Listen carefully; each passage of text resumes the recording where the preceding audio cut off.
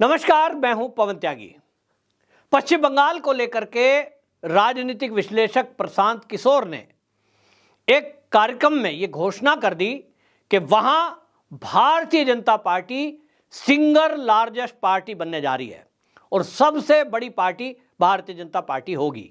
प्रशांत किशोर ने यह भी कहा कि मैं जब यह घोषणा कर रहा हूं, मुझे कहा जाएगा कि यह तो मोदी का एजेंट है, लेकिन मैंने कई बार इस तरह की घोषणाएं की हैं राजनीतिक विश्लेषक के तौर पर, और मैं जो कह रहा हूं वो भारतीय जनता पार्टी के परफॉर्मेंस को देखने के बाद कह रहा हूं।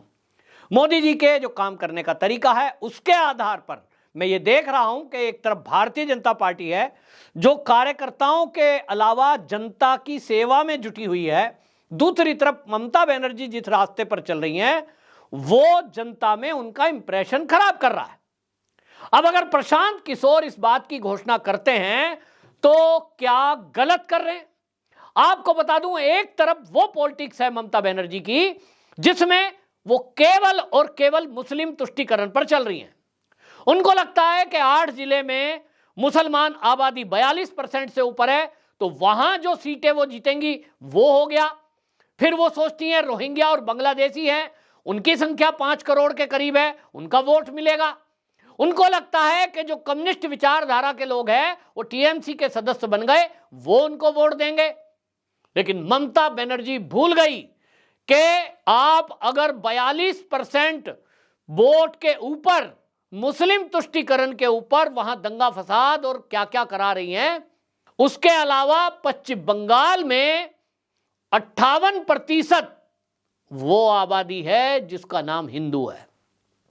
ममता बनर्जी को लगता है कि इस पॉलिटिक्स में वो जीत जाएंगी। हालांकि उनको लगता है तो वो सही भी है। कई जगह हमने देखा है कि मुस्लिम आबादी जो है वो वोट प्रतिशत जब उनका रहता है 90% तक जाता है, हिंदू कम्युनिटी वोट डालने जाती नहीं है, और इसी का फायदा कई राजनीतिक दल उठाते हैं। लेकिन प्रशांत किशोर की जो ये घोषणा है, ये क्या मोदी जी के फेवर में चापलूसी में बोला गया है या कुछ इसमें दम भी है? मैं आपको बताता हूं। पश्चिम बंगाल में 42 लोकसभा सीटें हैं। पहली बात तो वहां कांग्रेस जो है वो इस मैदान से बाहर हो गई। ममता बनर्जी ने सभी सीटों पर अपना कैंडिडेट घोषित कर दिया। कोई बात नहीं, कांग्रेस के पास वहां कोई आधार भी नहीं है। कम्युनिस्टों का आधार है 1-2 सीटों पर, वो भी लड़ेंगे। आप देखेंगे वहां कुछ सीटों पर त्रिकोणीय मुकाबला होगा तो उसका बीजेपी को फायदा मिलेगा। दूसरा आपको बता दूं, कुछ सीटें ऐसी हैं, मतुआ समुदाय जिसको लेकर के सीए की घोषणा हुई है, पश्चिम बंगाल में उनकी संख्या 10 लाख है। लेकिन वो 10 लाख संख्या वो जो है नादिया, उत्तर दक्षिण जो 24 परगना है, उनकी 4 लोकसभा सीट उन पर इफेक्ट डालता है। 2019 के चुनाव में भारतीय जनता पार्टी ने इन मतुआ समुदाय से वादा किया था कि हमारी सरकार अगर इस बार बनती है तो हम सीए को लागू करेंगे। मोदी जी हैं तो जो घोषणा पत्र जारी करते हैं, इनकी कोशिश होती है कि उस घोषणा पत्र को 100% इंप्लीमेंट करें। तो अब चुनाव के जस्ट पहले ही सही, लेकिन उसको लागू कर दिया गया। हमने वो वीडियो देखे हैं, पश्चिम बंगाल से मुझे मेरे मित्रों ने वो वीडियो भेजे हैं कि वो जो मतुआ समुदाय है, सीए का लागू होने की खबर सुनते ही वो सब किस तरह से झूम रहे हैं। अब इसका फायदा भारतीय जनता पार्टी को मिलेगा। दूसरी तरफ पूरे पश्चिम बंगाल में मेरी बात होती है, लोग खुलकर नहीं बोल पा रहे हैं, ना कोई मीडिया में बोल रहा है, ना कोई सोशल मीडिया पर बोल रहा है। लेकिन जो संदेश खाली हुआ है, उस संदेश खाली से एक संदेश पूरे पश्चिम बंगाल में गया कि जो ममता बनर्जी को वहां की महिलाएं ये सोच रही थी कि ये महिला सुरक्षा के लिए दीदी काम करेगी, उनको दीदी की संज्ञा दी। महिलाओं ने बड़ी संख्या में उनके लिए कैंपेनिंग की, उनके लिए वोट मांगा, उनकी कार्यकर्ता बन गई, उनको चंदा तक दिया। वो महिलाएं आज ममता बनर्जी से रुष्ट है क्योंकि उनको दिखाई दे रहा है कि ममता बनर्जी के शासन में जाति और धर्म के आधार पर बलात्कार हो रहे हैं।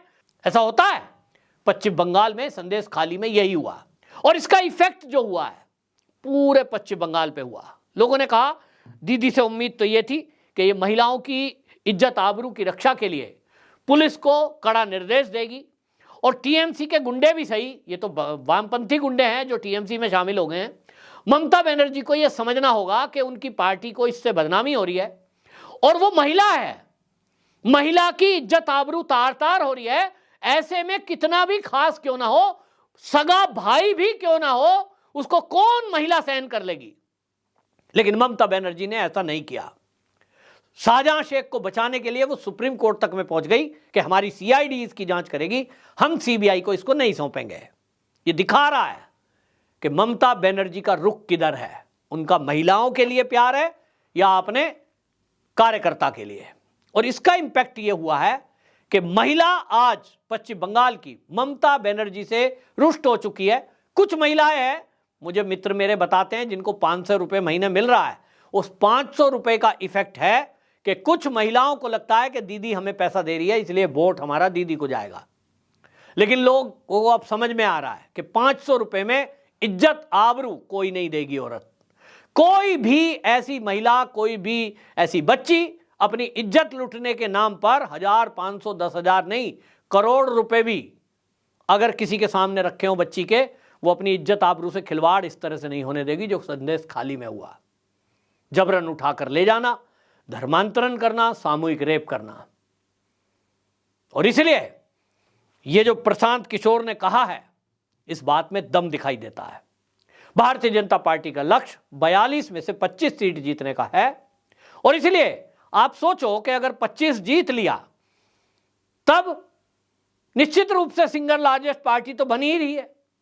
अब इस सिंगल लार्जेस्ट से क्या मतलब है भाई, अपने दम पर आ रही है। दूसरी तरफ कम्युनिस्ट मिले हुए हैं, कांग्रेस भी मिले हुए हैं। भाई कांग्रेसी जो है वोटर, वो बीजेपी को तो वोट देगा नहीं, वो टीएमसी को ही देगा।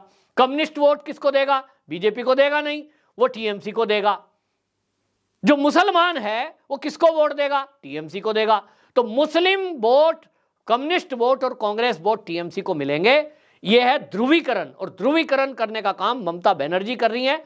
जैसे ही सीए लागू हुआ उसके बाद उन्होंने आग में घी डालने का काम किया और यह बोल दिया कि जान भी चली जाए तो जान देंगे, हम सीए एनआरसी दे अपने प्रदेश में लागू नहीं होने देंगे। ये बयान देना, कागज नहीं दिखाना, डिटेंशन सेंटर में मैं नहीं जाने दूंगी, ये बोलना, ये पूरा मैसेज पश्चिम बंगाल में गया कि दीदी केवल घुसपैठियों के साथ खड़ी है, उन टोलाबाजी कटमनी करने वालों के साथ खड़ी है, गुंडे मवालियों के साथ खड़ी है। तो इसका असर जो जा रहा है हिंदुओं के ऊपर जा रहा है। हिंदू सोचने के लिए मजबूर है कि हमने ममता बनर्जी को हिंदू समझा, अब रामनवमी की छुट्टी घोषित करे या वो कुछ भी बोले, उसका असर अब जनता पे पड़ना नहीं है। लोकसभा चुनाव होने दीजिए, उसके बाद ये सरकार भी गिरेगी और टीएमसी भी आपको टुकड़ों टुकड़ों में बंटती हुई नजर आएगी। तो चुनाव होने तक अभी भारतीय जनता पार्टी जो शांत दिखाई दे रही है, चुपचाप अपना काम करने में लगी हुई है। अपने वोटरों को वो किस तरह से बूथ तक लाएगी उसका प्लान तैयार हो रहा है। दूसरी तरफ हमने देखा, चाहे सुकांत मजूमदार हैं, चाहे वो शुभेंदु अधिकारी है, फर्जी वोटरों को वो चुनाव आयोग से मिलकर उनको कैंसिल करा रही है। यानी डबल चोट भारतीय जनता पार्टी टीएमसी के ऊपर कर रही है। ममता बनर्जी को एक्सपोज करने का काम पहली बार भारतीय जनता पार्टी ने जिस मजबूती के साथ किया है, उसी की तारीफ प्रशांत किशोर कर रहे हैं। उनकी बात में मुझे दम दिखाई देता है और मेरा भी आकलन है कि भारतीय जनता पार्टी निश्चित रूप से 25 सीट तो बड़े आराम से जीत ही जाएगी। जितना ममता बनर्जी रोहिंग्याओं के साथ खड़ा दिखाई देगी, बांग्लादेशियों के साथ खड़ी होगी, घुसपैठियों के, और हिंदुओं का विरोध करेगी। सोचिए, बांग्लादेश से आए हुए घुसपैठिए तो मतुआ समुदाय के लोग भी हैं, लेकिन क्योंकि वो हिंदू है, वो दलित है, उनके साथ दीदी नहीं खड़ी है।